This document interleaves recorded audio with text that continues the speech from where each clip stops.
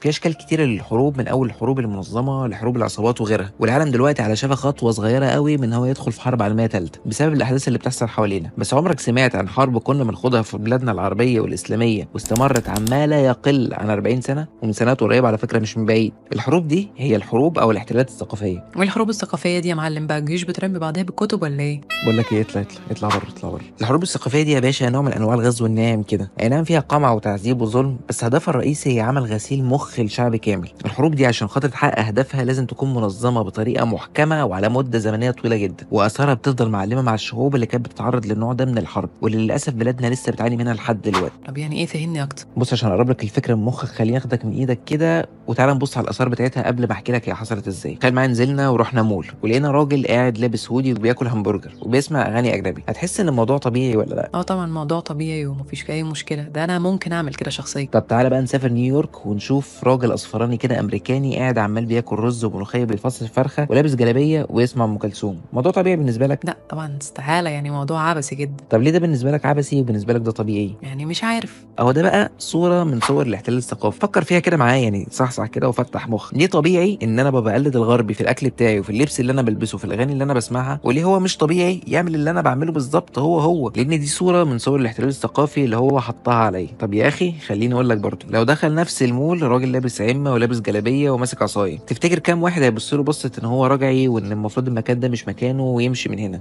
اكيد كتير. لازم يكون ماشي على التقليد الغربي والشكل الغربي عشان خاطر الناس تشوفه طبيعي. الراجل ده خلي بالك ممكن يكون اعلى منهم في العلم والثقافه وحتى الماده، مش هنقول القيم الاخلاقيه بس، الماده والعلم والثقافه بقى هو منظورك لقيمه الشخص بسبب الاحتلال الثقافي اللي احنا بنعاني منه. وتعالى كده نرجع بالزمن ورا خالص، سنه 1882 كانت الحياه في مصر يا معلم عامله ازاي؟ هاديه جدا، الناس كان عندها نوع من انواع الرضا والاستقرار النفسي والترابط الديني. الدين كان محور حياه الشعب، المساجد ما كانتش بس للصلاه، كانت الناس بتتعلم فيها، الناس كانت بتيجي من بره عشان خاطر تتعلم في الازهر، والطبقه المتوسطه كانت موجوده وما كانش فيه تفاوت ما بين الطبقات في مصر. يعني ما كانش فيه بذخ في الحياه، بس الحياه كانت حلوه وماشيه لحد ما جه العدو الانجليزي في يوليو 1882 وقصف الاسكندريه، وحصلت بيننا وبينهم معارك زي كفر الدوار والتل الكبير. المهم يعني اخيرا عشان ما اطولش عليك، فرضوا سيطرتهم علينا. متعارف عليه بقى بديهيا ان العدو المحتل هيجي وهيلاقي مقاومه شعبيه وهيقتل الشعب وياخد ثرواتها ويمشي. بس يمشي ليه؟ لا يا عم يمشوش، ده في كنز في البلد دي. قناه السويس لسه معموله جديد لانج، ده حتى في اثار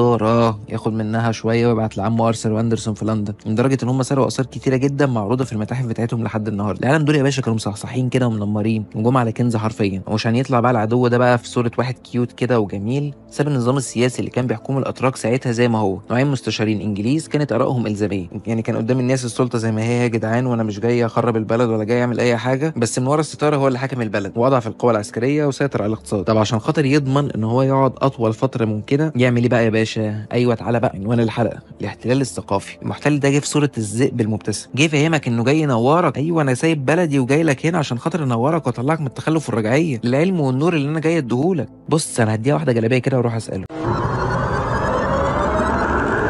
بص يا سيدي، لبسك مش عاجبني، كمان لغتك دي مش قد كده، وانتوا مالكم متمسكين بهويتكم لغتكم كده ليه؟ ده الحدث دلوقتي ان انت تتكلم زي، بص قلدني من غير ما تتكلم. طب يا عم قلدنا اهو، وبعدين هتعمل ايه؟ انا هستفيد منك ايه؟ بص انا جاي افتح لك مخك. اول حاجه كده، المسجد ده يا باشا للصلاه، مش عشان تقعدوا فيه وتتكلموا مع بعض فيه. بعدين يحصل لي مقاومه شعبيه جايه من المسجد ومبوظه التطور اللي احنا جايين نعمله. لا يا عم، انت رايح تصلي بس. تاني حاجه يا حبيبي، انا هعمل لك مسرحيات وكتب وفعاليات لازم تروح تشوف عشان بس تفهم الفرق ما بيني وبينك. بص انتوا بتلبسوا ازاي وشكلكم عامل ازاي واحنا شكلنا عامل ازاي. الرجاله بقى تلبس زيي والستات تلبس زيي، ممنوع بقى كتاب، ممنوع عربي. ده انا عامل لك مدارس تتعلم فيها كل حاجه بالانجليزي. طب حلو، هدخل عيال المدارس دي عشان خاطر يتعلموا. حيلك انت فقير ومش معاك فلوس. التعليم ده للطبقه الهاي كلاس اللي معاهم فلوس، مش اي حد معدي كده يتعلم انجليزي ويبقى شبهي. راجل يا متخلف، ده انت لسه لابس جلابيه. لا ده انا بقى ارجع لزماني احسن.